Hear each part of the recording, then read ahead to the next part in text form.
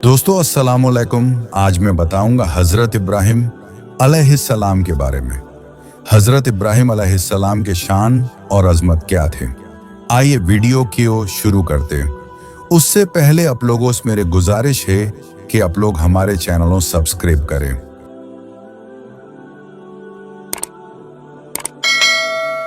इब्राहिम अलैहिस्सलाम की अज़मत।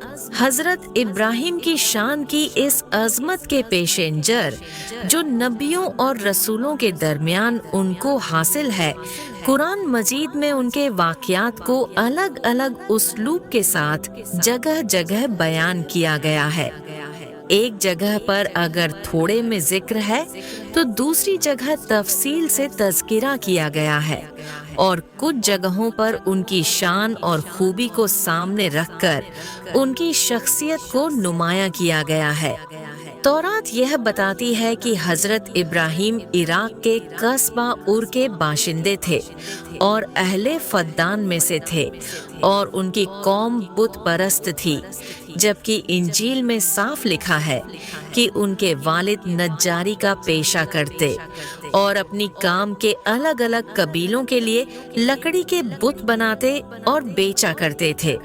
मगर हज़रत इब्राहिम अलैहिस्सलाम को शुरू ही से हक की बसीरत और रुश्द व हिदायत अता फरमाई और वे यह यकीन रखते थे कि बुत न देख सकते हैं, न सुन सकते हैं और न किसी की पुकार का जवाब दे सकते हैं और न नफा नुकसान का उनसे कोई वास्ता है और न लकड़ी के खिलौनों और दूसरी बनी हुई चीजों के और उनके बीच कोई फर्क और इम्तियाज है। वे सुबह शाम आंख से देखते थे कि इन बेजान मूर्तियों को मेरा बाप अपने हाथों से बनाता और गढ़ता रहता है और जिस तरह उसका दिल चाहता है नाक कान आंखें गढ़ लेता है और फिर खरीदने वालों के हाथ बेच देता है। तो क्या ये खुदा हो सकते हैं या खुदा जैसे या खुदा के बराबर हो सकते हैं? हज़रत इब्राहिम अलैहिस्सलाम ने जब यह देखा कि कौम बुत परस्ती, सितारा परस्ती और मज़ाहिर परस्ती में ऐसी लगी हुई है कि खुदाए बरतर की कुदरतें मुतलका और उसके एक होने और समद होने का तसव्वुर भी उनके दिलों में बाकी न रहा और अल्लाह के एक होने के अकीदे से ज्यादा कोई ताज्जुब की बात नहीं रही, तब उसने अपनी हिम्मत चुस्त की और झाते वाहिद के भरोसे पर उनके सामने दीन हक का पैगाम रखा और ऐलान किया, ऐ कौम, ये क्या है जो मैं देख रहा हूँ कि तुम अपने हाथ से बनाए हुए बुतों की परस्तिश में लगे हुए हो। क्या तुम इस कदर गफलत के ख्वाब में हो कि जिस बेजान लकड़ी को अपने हथियारों से गढ़कर मूर्तियां तैयार करते हो, अगर वे मर्जी के मुताबिक न बने तो उनको तोड़कर दूसरे बना लेते हो। बना लेने के बाद फिर उन्हीं को पूजने और नफा नुकसान का मालिक समझने लगते हो। तुम इस खुराफात से बाज आ जाओ, अल्लाह की तौहीद के नज़्म गाओ और उस एक हकीकी मालिक के सामने सरे न्याज झुकाओ जो मेरा, तुम्हारा और कुल कायनात का खालिक व मालिक है।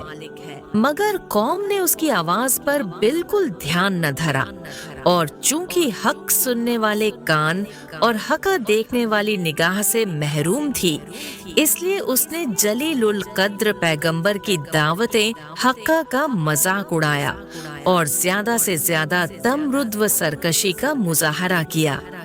बाप को इस्लाम की दावत और बाप बेटे का मुनाजरा।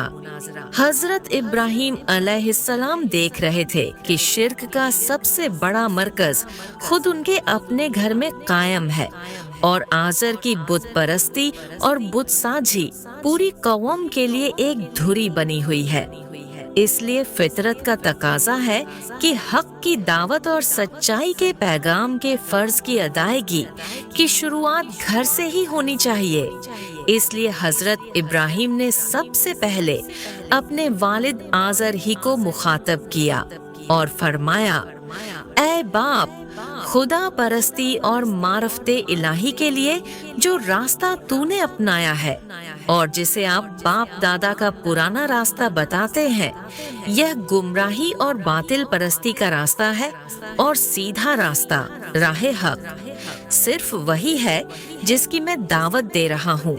ऐ बाप, तौहीद ही नजात का सर चश्मा है, न कि तेरे हाथ के बनाए गए बुतों की पूजा और इबादत। इस राह को छोड़कर हक और तौहीद के रास्ते को मजबूती के साथ अख्तियार कर, ताकि तुझको अल्लाह की रजा और दुनिया और आखिर तक की सादत हासिल हो। मगर अफसोस कि आजर पर हजरत इब्राहिम अलैहिस्सलाम की नसीहतों का बिल्कुल कोई असर नहीं हुआ, बल्कि हक कबूल करने के बजाय आजर ने बेटे को धमकाना शुरू किया। कहने लगा कि इब्राहिम, अगर तू बुतों की बुराई से बाज न आएगा तो मैं तुझको पत्थर मार मार कर हलाक कर दूंगा। हजरत इब्राहिम ने जब यह देखा कि मामला हद से आगे बढ़ गया और एक तरफ अगर बाप के एहतराम का मसला है तो दूसरी तरफ फर्ज की अदायगी, हकम की हिमायत और अल्लाह के हुक्म की इताअत का सवाल, तो उन्होंने सोचा और आखिर वही किया जो ऐसे ऊंचे इंसान और अल्लाह की जलीलुल कद्र पैगंबर के शायाने शान था। उन्होंने बाप की सख्ती का जवाब सख्ती से नहीं दिया, हकीर समझने और जलील करने का रवैया नहीं बरता, बल्कि नहीं, लुत्फ व करम और अच्छे अखलाक के साथ यह जवाब दिया, ऐ बाप, अगर मेरी बात का यही जवाब है तो आज से मेरा तेरा सलाम है। मैं अल्लाह के सच्चे दीन और उसके पैगामे हक को नहीं छोड़ सकता और किसी हाल में बूतों की परस्तिश नहीं कर सकता। मैं आज तुझसे जुदा होता हूँ, मगर गायबाना बारगाहे इलाही में बख्शीश तलब करता रहूंगा, ताकि तुझको हिदायत नसीब हो और तू अल्लाह के अजाब से नजात पा जाए।